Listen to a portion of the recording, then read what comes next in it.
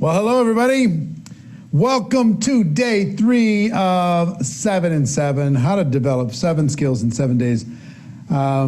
There is a little risk of overwhelm. There is a little risk of, oh my gosh, I'm still trying to implement what I did in day 1, building my list.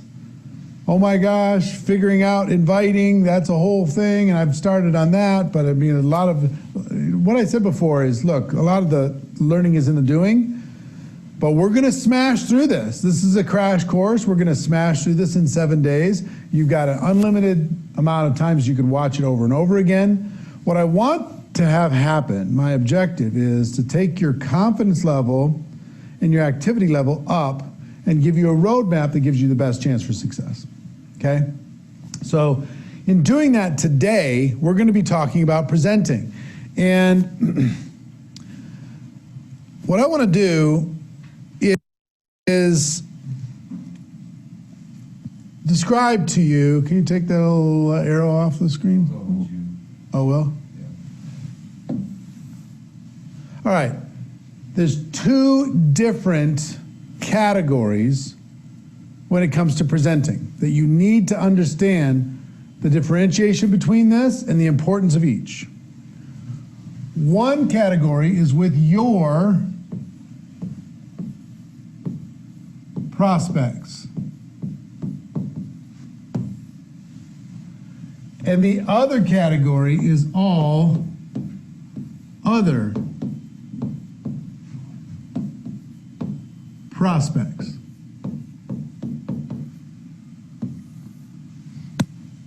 Two distinct categories. It's really important that you understand this because, look, as I told you when I first got involved in the profession of network marketing, I tried to go first party, which we discussed yesterday. I tried to just go tell everybody, let me give you all the facts about the company. Let me tell you everything about the products. Let me tell you everything about the compensation plan. And people judged me because it was first party and I got very, very minimal results. And then I learned to use third party, right? If my lips are moving, to point, read, introduce, or tell stories, never to be the fact giver, always to be the connector between the prospect and the information, okay? So what I need you to understand here is there's a little bit of a differentiation. It's not one size fits all. Your prospects, you need a third party, which is a tool, an event,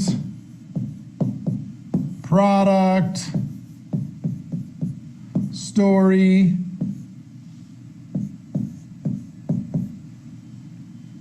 video, website, podcast, upline, you know, 3-way phone call, 3-way chat,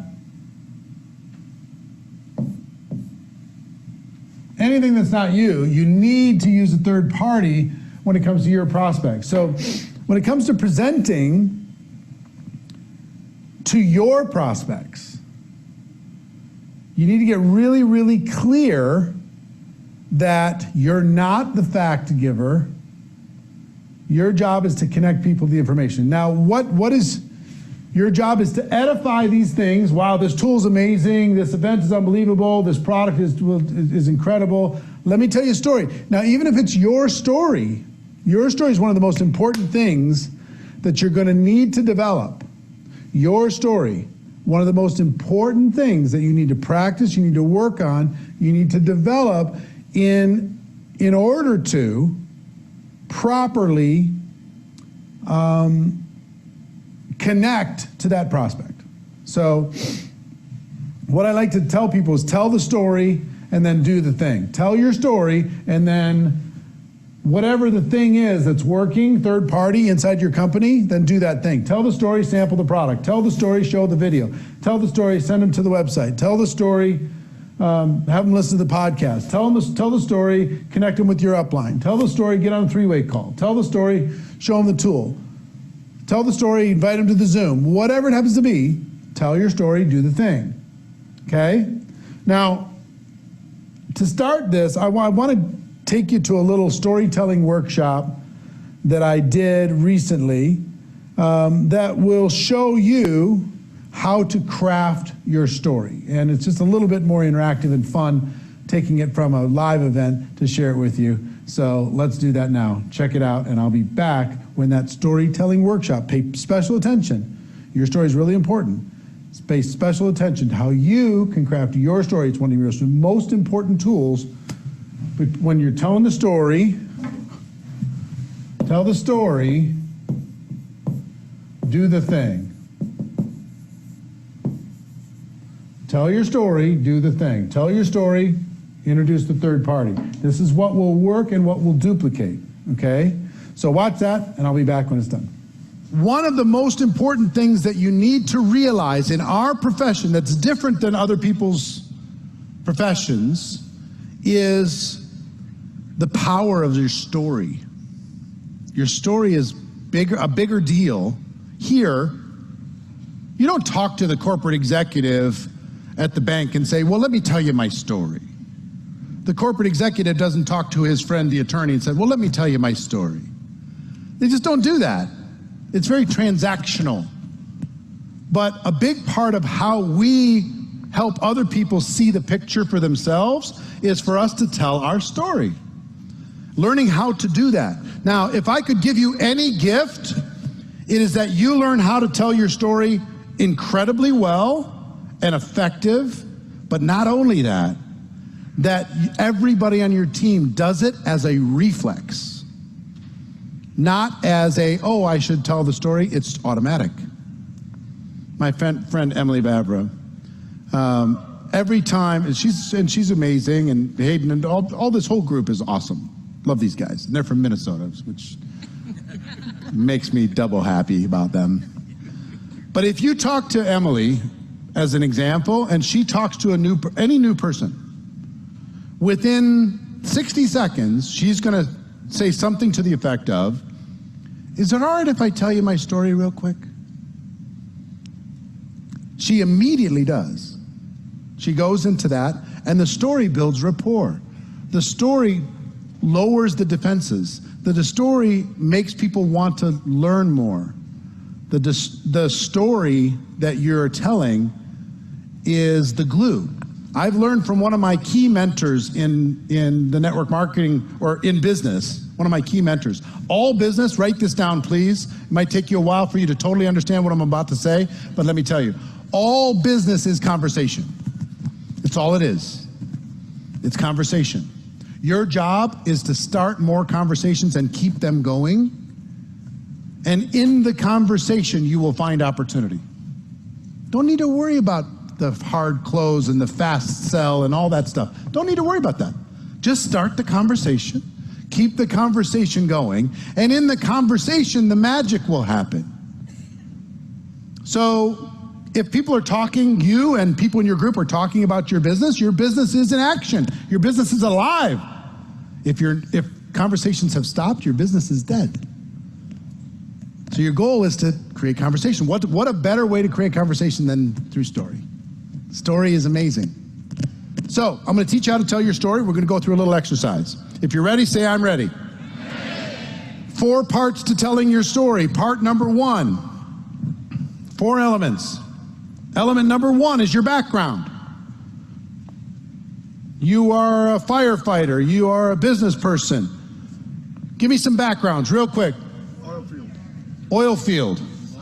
Massage therapist. Law enforcement. Medical auditor. Research assistant. Self-employed. Doing what?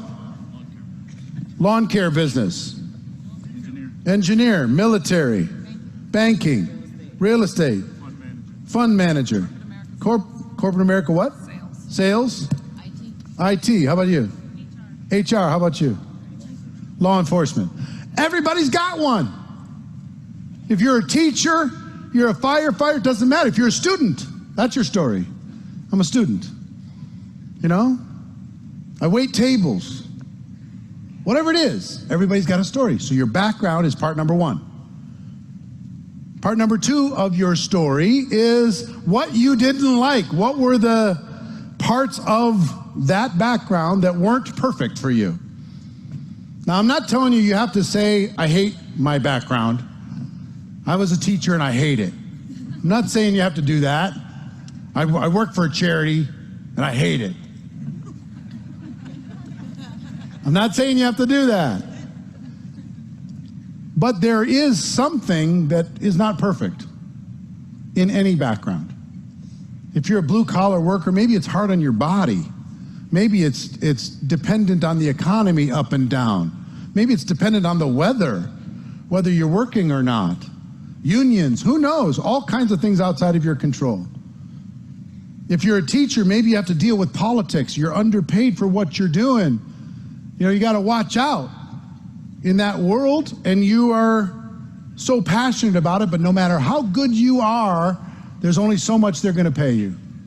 Even if you're the best teacher in the world, there's only so much you're going to get paid to teach 6th grade English. I'm sorry, that's all you're going to get. Right? No matter what it is, there's something.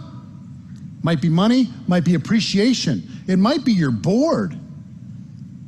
You know, there's no challenge anymore. There's something about it that causes you to search for something more. Part 3 of your story is that you found a solution. You found a solution. You found something that will help you to develop the other part of your life. You found a solution to being underpaid. You found a solution to being underappreciated. You found a solution to being out of control of your own future. You found a solution to having to kiss somebody's butt every single day that you don't respect. You found a solution. And then number 4 is how you feel about the future. How do you feel about the future now? How do you feel when you get up in the morning, now that you have a solution, now that you've found this thing, now that you've created this new path in your life? Even though you're maybe still full-time in that background, but now you've got a way where 3 years from now, 5 years from now, you can be living a different life. Okay? So, I know we have lots of different organizations here, so I'd like you to keep this without company names or without product mentions. But what I would like you to do in a moment, and I want you to play like a pro in this session, okay? Don't be an amateur or a poser and be too cool for this stuff. Because I get it. I'm about to ask you to tell your story to a stranger.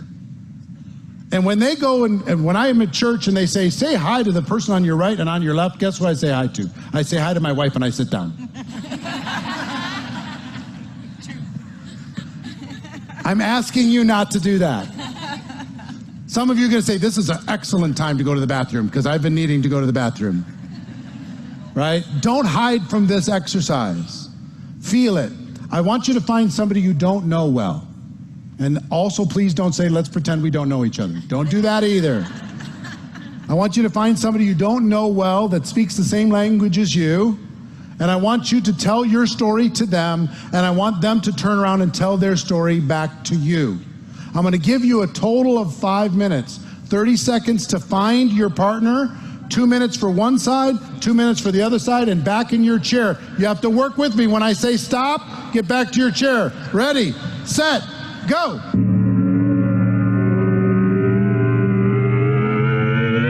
Now, we need to go quick on this, but I want to ask, give me some observations. What did you notice in this exercise? Anyone?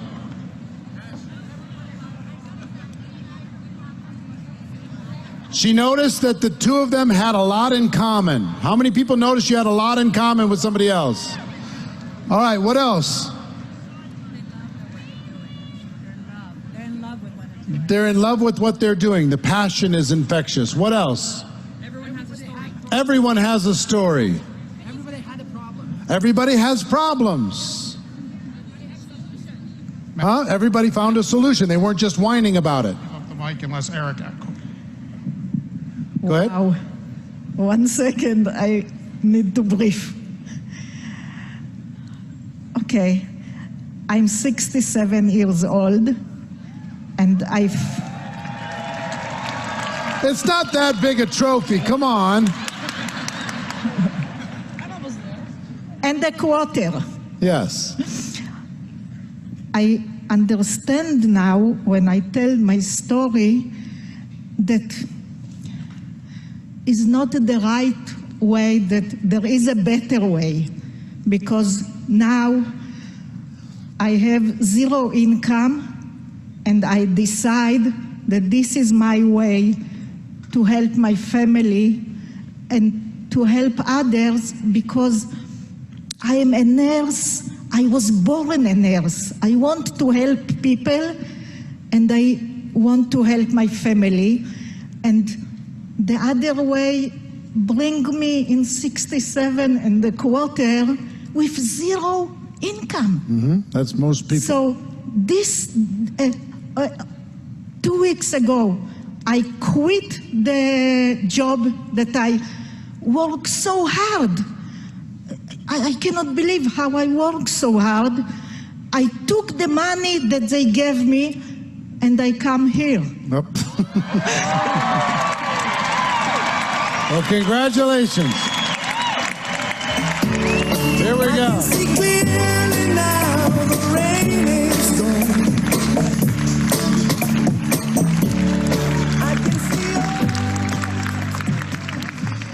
I thought you were going to start recruiting us. I was just going to say, hey, we're already in, sister. We're all signed up. What else did you learn? How many people made a really quick 2-minute friend? When you see each other in the hallway, it's going to be different. How many people wanted to learn more? How many people instinctively in your DNA, you wanted to help the other person? Isn't that something? How would you like your prospects to want to help you? Wouldn't that be interesting? Instead of running away. Now, how many people felt like it was appropriate to bring up an objection? Anyone? Like, I want to object to your story.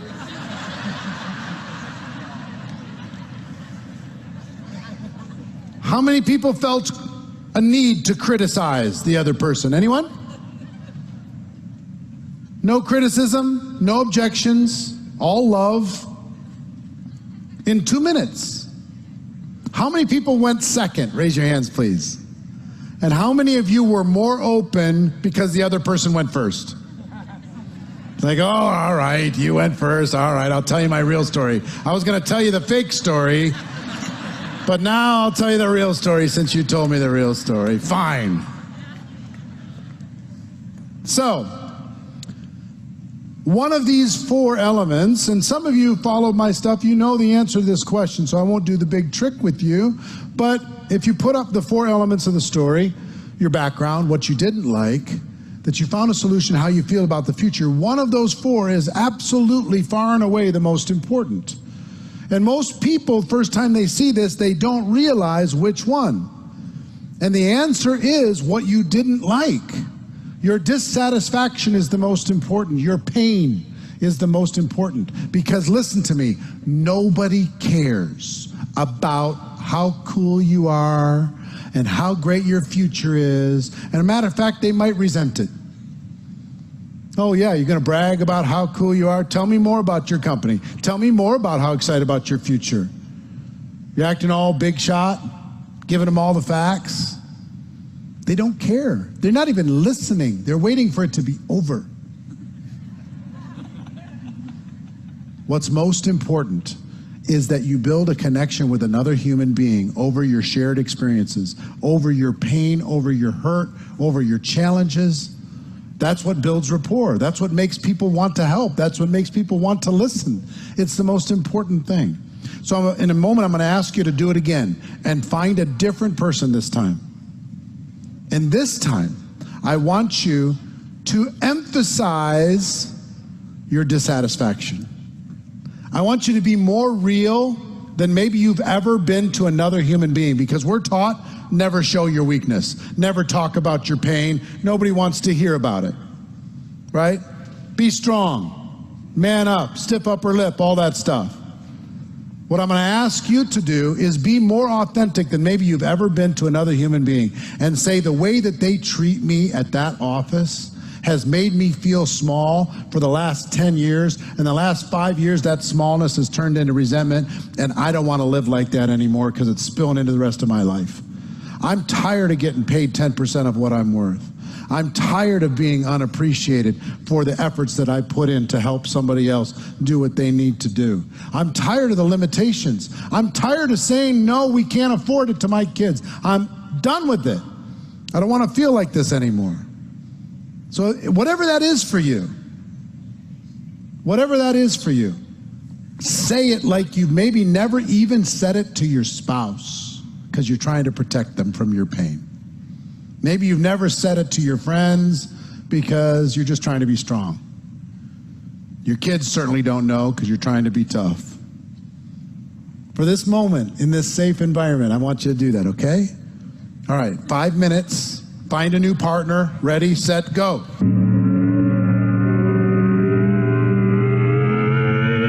All right. How many of you had an enjoyable experience? Raise your hands, please. How many people made another 2-minute friend? When you see him in the hallway, it's going to be special. How many of you traded information because you want to stay in touch? How many are going to see him later tonight? Just kidding, I'm just kidding. Vulnerability's sexy, I'm just saying. I've been really trying. Now, here's the thing. This isn't hard. This is friendly. This is light. This is enjoyable. Most of you did this with a perfect stranger. And within a few minutes, you built rapport with another human being. The opportunity to talk to that person. How many people felt like you wanted to learn more? Tell me more, right? It's natural. Any entrepreneur naturally connects the dots in their mind. If you just tell a story, an entrepreneur is going to say, well, maybe this could work for me. I don't know. Maybe. Entrepreneurs connect the dots. Entrepreneurs can't walk into a venue like this without counting seats. An entrepreneur can't look at the concession stand outside and figure out how many people they got and what's going on. I mean, entrepreneurs are a unique breed. They look for opportunity, and they look to see how they can connect with the opportunity. So, doing this is critical and it's important, and you need to do all 4 things. I'm going to do a 2-minute exercise with you, and you don't need to leave your seat. What I want you to do is, I want you to do your story one more time. 2 minutes, 1 minute on each side. That's it. But this time you're forbidden to give your background, and you're forbidden to talk about what you didn't like about it. You can't do that. All you get to talk about is, hey, I found a solution. Here's how I feel about the future. Okay? 1 minute, and then turn around. The other person gets to do it 1 minute back to them. You can stay in your seat to do this with the person next to you. Ready, set, go. 2 minutes.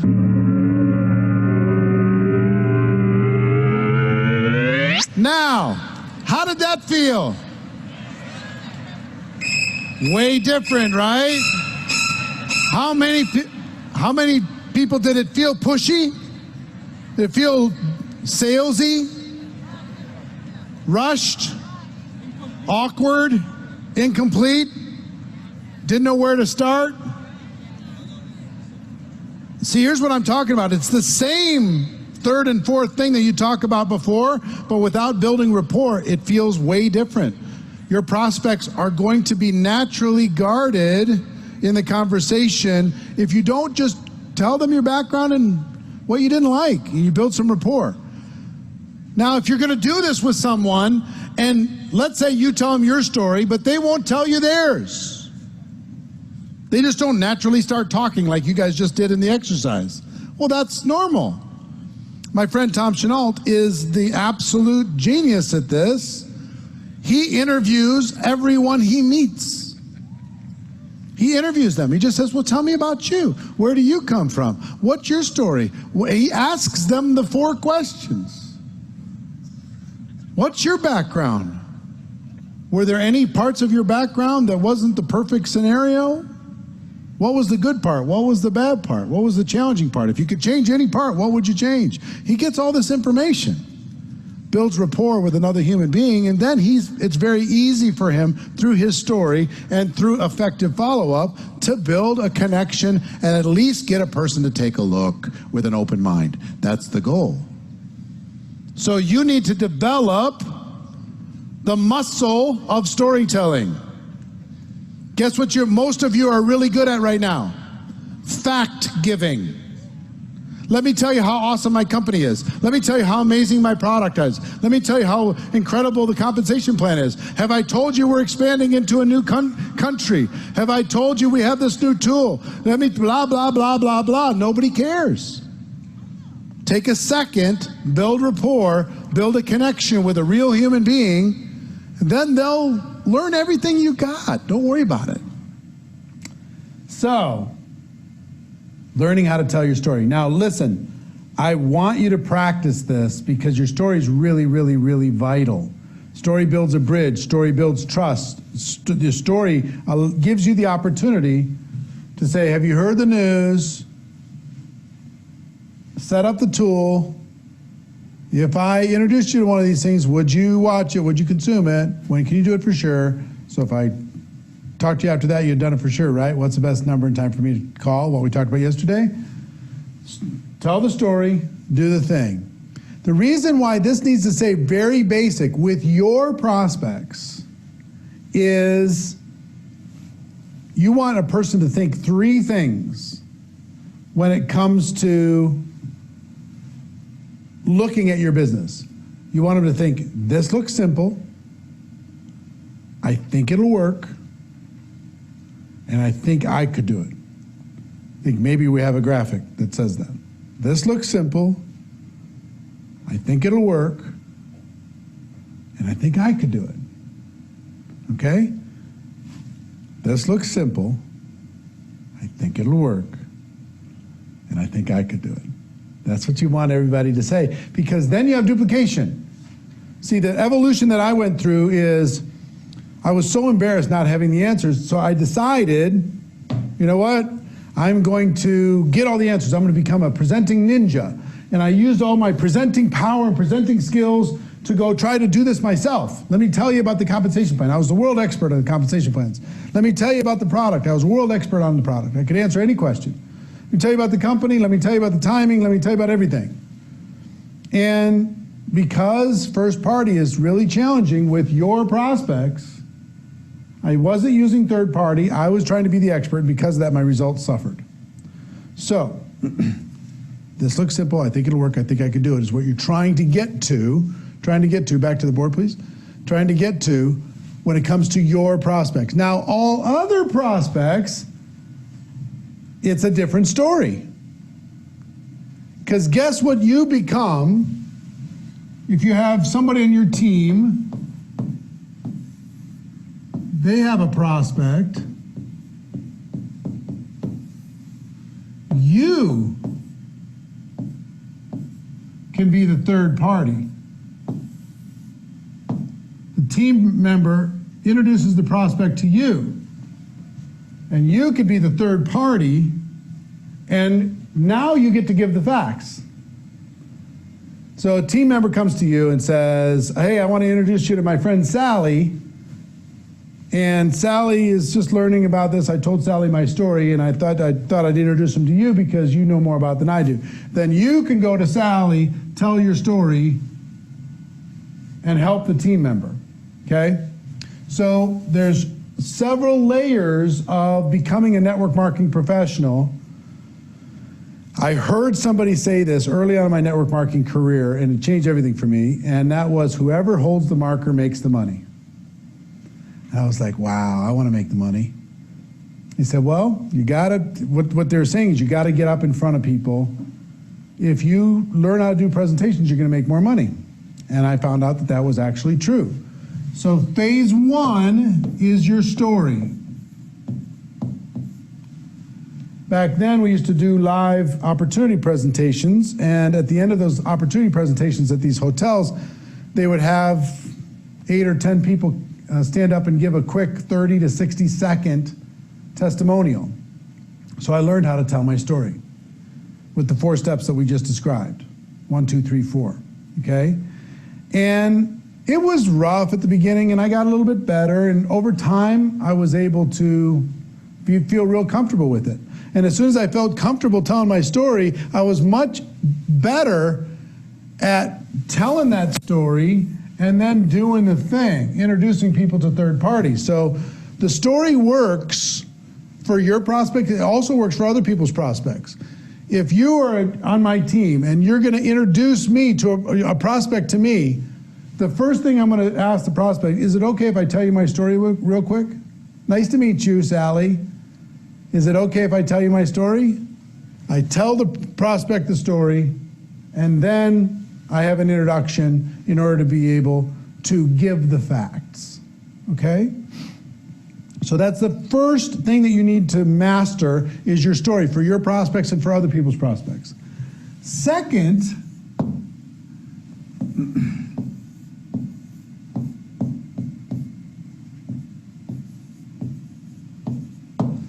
your opportunity presentation, and I apologize for my handwriting, but you're gonna have to live with it. Your opportunity presentation, you need to learn. And when they told me whoever holds the marker makes the money, I was like, all right, I gotta learn this. I gotta get up in front of people. I wanna be one of those people at the local meeting. I wanna be one of the people who can do a presentation at a moment's notice. And up until then, I'd been dragging people to events and putting people in front of tools, but now I had a team and I needed to learn how to do the opportunity presentation. So here's what I did. You can decide what you're gonna do. I recorded the presentation from the #1 earner in the company. I recorded that presentation and I played it back word for word and I wrote it on a legal pad. Because he did the same presentation every single time. Same joke, same introduction, same close, same everything. So I wrote it down word for word. So I, play, rewind, play, rewind, play, rewind, pause, wrote it all down, longhand, on a legal pad. And then I recorded my own voice doing the presentation. Back then it was on audio cassette. You could do the same thing, record it on your phone, whatever. But I recorded my own voice on audio, and then I put that audio into my car and I listened to it 1,000 times. I'm an introverted person, so presenting was a scary thing for me, very scary. It might be scary for you. But they told me whoever holds the marker makes the money. I'm like, okay. So you know how I tricked my mind? And sometimes you need to trick your mind. I'm an introverted person, but I could act.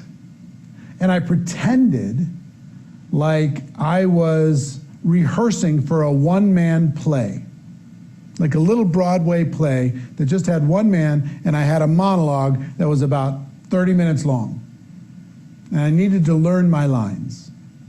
And that's what I did. I listened to that recording 1,000 times, over and over and over, with my own voice, until I had it cold. I could do it today. I mean, I had it so burned into my brain, and here's what happened. As soon as I was really good with this, my confidence went through the roof. Because I could do a 3-minute version on the phone. Company, product, compensation, timing, support. Psh, call to action, let's go. I could do a 15-minute version of the same thing over lunch. I could do a 20-minute version in somebody's living room. I could do a 40-minute version at the hotel. I could spread it out and do a 2-hour version if I wanted to do a training on it. No problem. Once I learned this, I stopped being afraid to talk to people, especially other people's people. Now, I wasn't using this for my prospects because I would lose third party. I was only using this for other people's prospects. Bring your prospects to me. You provide the people, I'll provide the presentation. But what happened was, I got good at this, and what happened was my team started to build confidence in me. They're like, all we have to do is bring more people to Eric. Let me get Eric on a Skype with somebody, one of my prospects. Let me get Eric on a Zoom, and I'll bring a bunch of prospects on a Zoom. Let me have Eric come to the house for a home party. Let me have Eric do this. Let me have Eric do that, because Eric brings results. I was like, wow, a whole new chapter changed for me. Third is learning how to do a getting started training.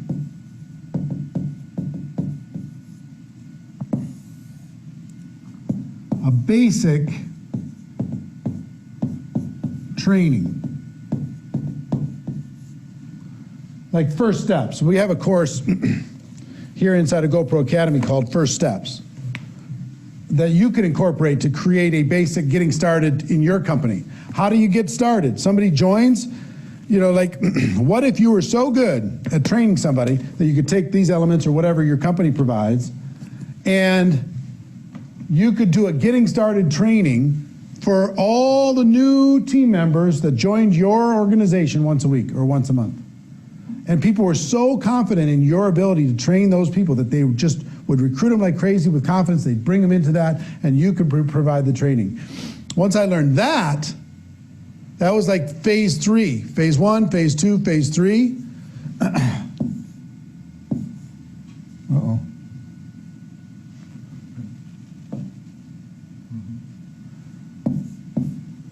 Four was skills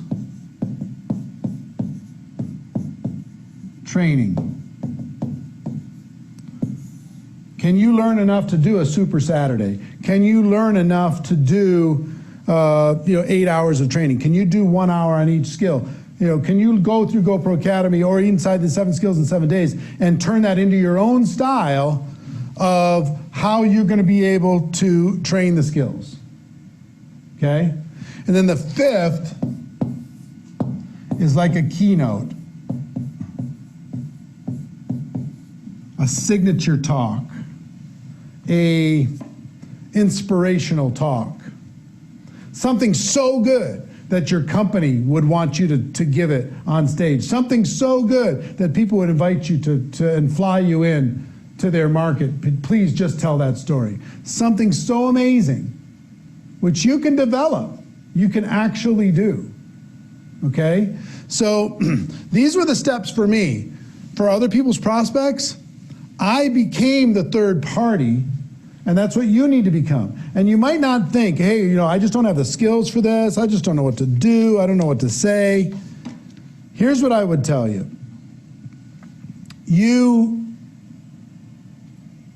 If you start with story that you can use on both sides, over here, you're telling the story, doing the thing. Over here, you're telling the story as a tool to be able to help educate someone and build a connection, provide information. Then you learn the opportunity presentation. So great. I mean, look, if you'll just commit to this, you can become great. If you'll just decide, if you're introverted, fine, pretend you're an actor and you're learning your lines. Decide you're not just going to be dragging people to somebody else's Zoom call for the rest of your life. You're not just going to be dragging people to somebody else's event for the rest of your life. Your team needs you, not your upline. Your team needs you, not the company. Your team needs you, not some other leader in the organization. They need you. I did this. My team, and I was able to do the story and give the facts. My team started to bring people to me.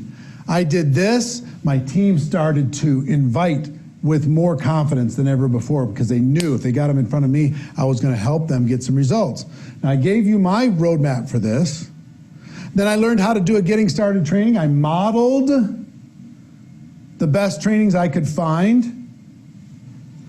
Then I learned how to do skills training. I modeled everything that I learned and the best skills I could find. I learned how to do a keynote. Now, if you listen to some of my earlier stuff, even if you listen to some of what I do now, you'll hear influences from lots of different speakers. You'll hear sometimes it's a little bit of Les Brown. There's a lot of Jim Rohn in there. Sometimes it's real teachery like Brian Tracy. Sometimes it's a little whimsical like an Og Mandino. But it evolves. So I got to tell you, here's how I evolved. So give you an example. Jim Rohn never left the podium. He was always right here. He had his little journal, and he would teach right from there, and he never moved. So guess what? For the first 5 to 10 years, I never moved. I literally stood behind that podium, and I trained. And then I got a little bit more confidence, and look, I modeled other people. I copied other people almost word for word. If they had a story that they told that was effective, I told the same story. I just literally copied great people. And then I started to see other people. I watched people like Tony Robbins who got away from the podium and started moving around. So I'm like, so I moved to the side of the podium a little bit. I moved to this side of the podium a little bit. And then I slowly found my voice like an awkward kid at the dance who's afraid to get on the dance floor. Eventually I said, you know what? I'm gonna start moving around. And now I'm not on stage very much at a live event. I may be on stage 20% of the time. I'm off stage, moving around in the crowd, super comfortable, because that became part of my personality. And I developed my own sense of humor after copying everybody else's sense of humor. I developed my own style, my own clothing style, my own storytelling style. I focused on really giving a damn because I knew that if I could communicate to people how much I cared, that they would listen to what I had to say and I could help them. And I think people could feel that. Hopefully you can feel that. So what I'm saying is it's okay to copy somebody else. I remember early on in my career, my life, I was really interested in theater. And I had a mentor who's since passed away, but this mentor, he was trying to help me kind of unlock out of my shell. I was so introverted, so timid. He said, Eric, just be yourself. Big problem, I didn't like myself. So I said, that doesn't help me. I would much rather imitate, parrot, totally copy somebody else that gets results, and then I'll work on adding my style later. That's what worked for me, is copying somebody else and adding my style after the fact. So what I'm here to tell you is, and look, confidence is a big thing, building your confidence, being stronger, and for today, we don't have time to get into all of it, but we have a course called Unstoppable Confidence. This is available to you. We sell this for $300. It's available to you inside of GoPro Academy. It has program transcriptions, video, and workbook on how you can become more confident in presenting and in learning how to be a good presenter for your team. So I want to kind of close by telling you a story about this, number 5. Keynote. I had learned how to do my story. I had learned in my 20s. I had learned how to do an opportunity presentation. I had learned how to do a getting started training. I learned how to do a skills training. I'd never really done a keynote. I kind of consider myself, even now, I don't consider myself an inspirational guy. I don't consider myself a motivator. I consider myself a teacher more than anything else. But I was 1993, I believe. I just had my biggest year, 29 years old. I'd made $980,000 that year. And I'm in the top 10 of my company. And I remember I was standing next to the #1 earner in the company and the CEO of the company. And we were going to have a convention at America West Arena in Arizona, and that 14,000 people were coming to this convention. And I really wanted to get on stage. I really wanted to be part of the presentation somehow. And so joking, kind of half joking, in front of the CEO and the number one earner, I said, you know what? Number one earner here, yeah, he's probably a better networker than I am, but I can do a better presentation than him anytime. At the convention, for example, I could crush him. Just joke, ha. Number one earner laughed, but the CEO went, really? Okay. Tell you what, I'm going to give you both 12 minutes at the convention, and we'll see who can give a better presentation. The convention was 90 days away. We'll see who can give a better presentation. All right, we'll see. I'm going to pick some judges in the crowd, and we'll let you know who's going to be number one. But good luck. Now, the number one earner, he didn't feel like he had to prepare. He was number one. He's going to walk out, be number one. He's going to win. I decided this was a moment that I needed to work on. And I would encourage you to do the same thing. So I went to work. I listened to some of the greatest speeches ever. I watched what some people did when it came to storytelling, how they used quotes, how they used repetitive phrases. I listened to I Have a Dream. I listened to all different kinds of speeches from around the world. I bought books on quotes and speeches, and I started to write my speech out, and then I practiced, and then I'd write it again, and I'd practice, and I'd write it again, and I'd practice for 90 days, preparing for a moment. And what happened for me in that moment changed my entire life.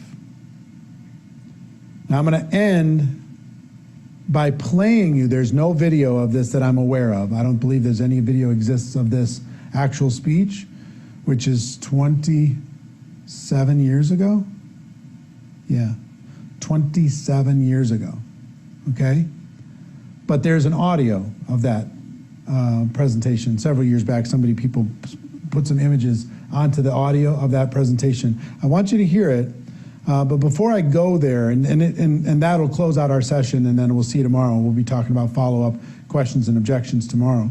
I want you to know, when that speech ended, my network marketing career changed. My team, their confidence in me went through the roof.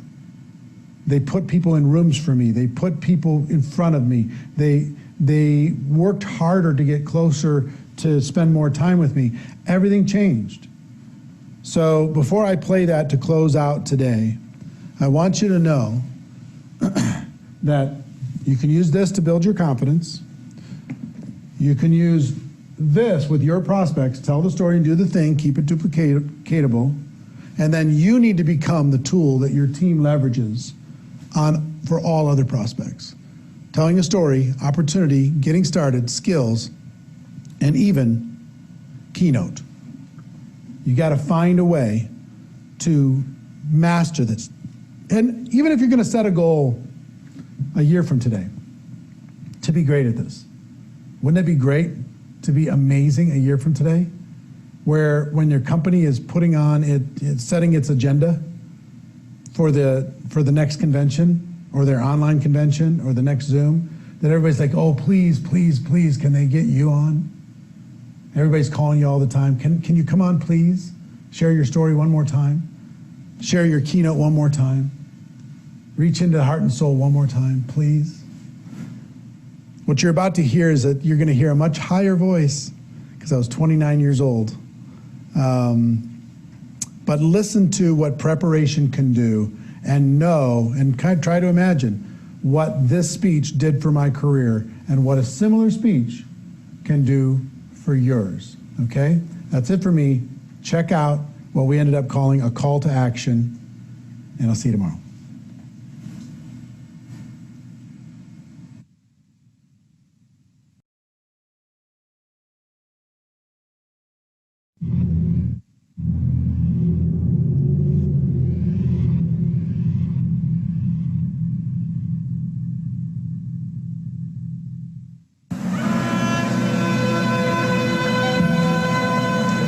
Over 200 years ago, there was a revolution, an American Revolution, an event that literally changed the course of history. It was led by a group of unsatisfied people. People who were tired of being told what they could do and when they could do it. People were fed up with their lack of choices and their lack of personal freedoms. People fed up with their lives being controlled by others. Fed up with being oppressed, fed up with being manipulated. They finally said, enough, I've had it, and I'm not going to live like this anymore.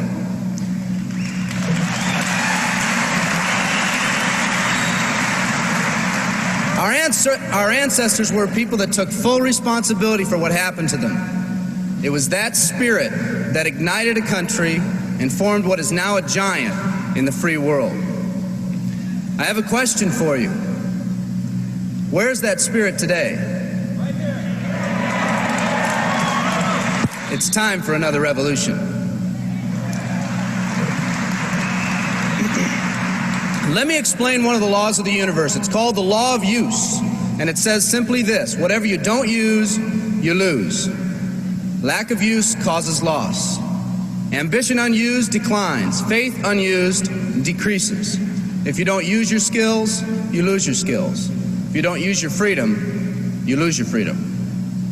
Freedom does not come automatically. It's not attained and then handed down to us as an inheritance. It must be achieved each day. At the turn of the century, in the year 1900, less than 10% of us worked for other people or the government. Over 90% of us were self-employed. We were an independent people. In 1980, only 80 years later, over 90% of us worked for the other people or the government. Less than 10% of us were self-employed. We changed from an independent people to a dependent people. We'd slowly shifted from a people who took full responsibility for everything that happened to them to a people who've become talented and practiced at the art of blaming others for their problems.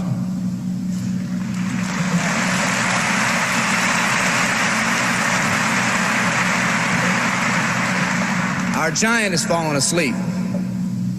Our forefathers didn't say, "Who's going to take care of me?" They simply said, "All I ask is the opportunity to be free and the ability to take care of myself and my family." Today, we elect officials who will quote-unquote take care of us. We cry out against anyone who dares to ask us to provide more value in the workplace. We do everything we can to spread around the suffering in our society, and yet no one is willing to step up and be part of the solution. We've slowly changed from a society that compensates based on value to a society that compensates based on entitlement and seniority. What we've come to believe is our due. We act as if someone actually owes us a living. Part of this change is due to the dramatic rise of conformity in our society. We're all taught to conform. Incredible pressures are put on us every day to do things, quote-unquote, the right way. And yet no one asks the question, is this really the right way? A man once said, "I'm just a collection of mirrors reflecting what everyone expects of me." We live our lives to please those around us, and the scary thing is, the people around us are doing exactly the same thing. Psychologist Rollo May calls us outer-directed people. We don't act, we only react. We seek not to be outstanding, but to fit in. We're able to respond, but not to choose. Perhaps that's why a wise man once said, "The mass of men lead lives of quiet desperation." In order to change, we need to become inner-directed people. People with our own purpose. People who are not easily swayed by the opinions of others. And that's difficult because from a very early age, we look to the opinions of others to orient ourselves and to validate our decisions and our actions. Nietzsche said, "We need more strong people in this world because the weak, by their sheer mass, are forcing weak ideals and weak values on us all."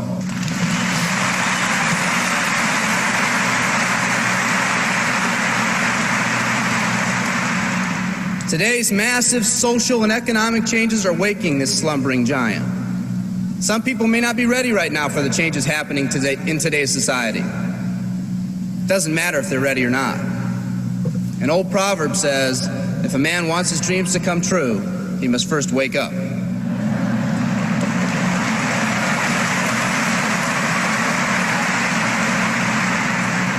I, for one, am glad for the radical changes in our society because I believe that within that crisis, we will find that independent spirit that once pioneered this country. Some of us are finally ready to change. The displacement of our workforce has caused many of us to start searching for something better. Moving products and moving services is our business and our goal, but what we are becoming in the pursuit of that goal is a larger and much more important issue. The rekindling of our independent spirit has more lasting value.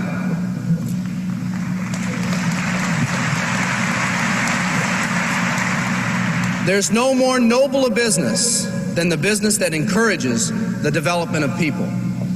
Every living organism has one and only one central need in life: to fulfill its own potentialities. The acorn becomes an oak, the puppy becomes a dog, and that's all that's required of the oak and the dog.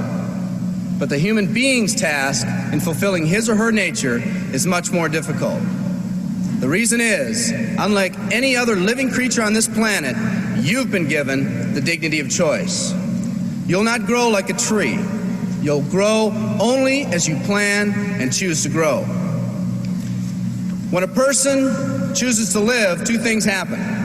First, assuming responsibility for themselves takes on a whole new meaning. They accept responsibility not as something they've been saddled with, but as something they themselves have chosen. The second thing that happens is that discipline from the outside is replaced by self-discipline. They accept discipline not because it's commanded, because they themselves have chosen what they want to do with their lives. Just like when the disenfranchised men and women over 200 years ago got fed up and said, I'm not going to live like this one more day, there's another revolution coming. It's coming not just from Americans, but from people all over the world.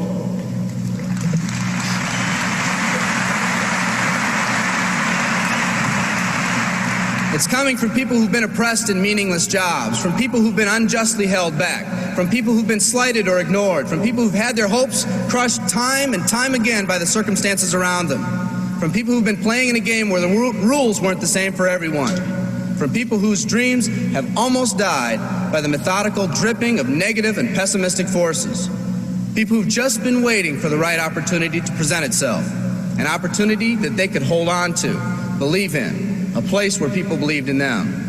I hear the rumbling of this coming revolution every day.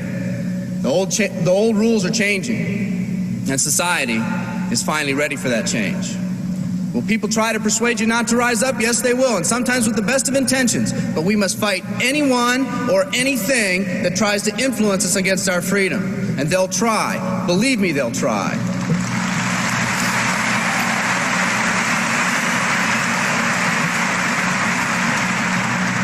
They'll try to suggest you off course, to nudge you off course, to distract you off course. There's another revolution coming, and it's going to be led by a group of unique and courageous people like you.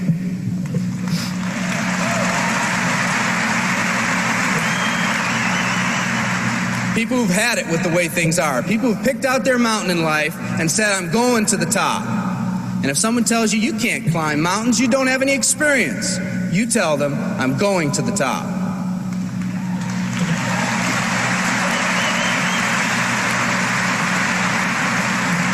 And if your neighbor tells you, come on, choose another mountain, that one's too rocky, what are you going to tell them? And if someone tells you, let's go over here where it's not so steep, what are you going to tell them? And if someone says network marketing, what are you going to tell them? And if your friend tells you, come on, let's climb this one, that one's too slippery, what are you going to tell them? If anyone tells you you can't go up, it's too rocky, too steep, too slippery, you say, listen here, I'm going up. You're either going to see me waving from the top or dead on the side. I'm not coming back.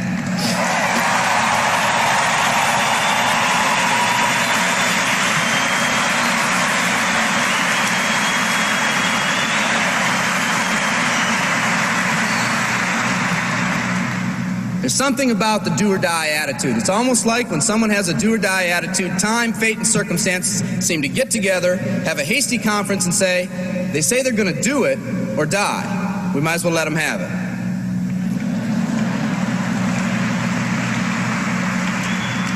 The People in this arena are special. You're special because you've already rekindled that independent spirit.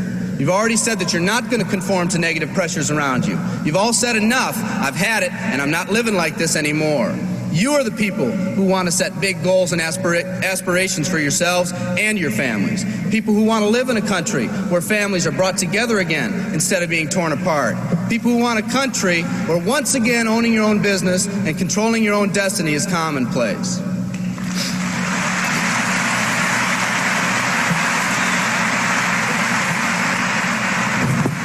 People who want a country where every man, woman, and child is treated with equal respect and dignity.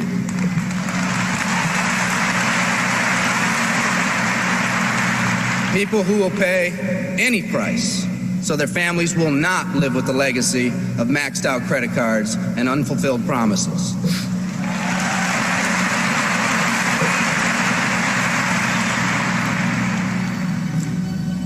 Today, we stand at the genesis of a new revolution, and people like you are going to lead it.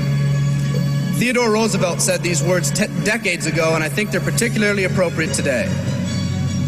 He said, "We see across the dangers of the great future, and we rejoice as a giant refreshed. The great victories are yet to be won, the greatest deeds yet to be done. I've dreamt of a company that can give us the opportunity to make these dreams come true by allowing us all to fulfill our own true potential. I love you all. Thank you very much."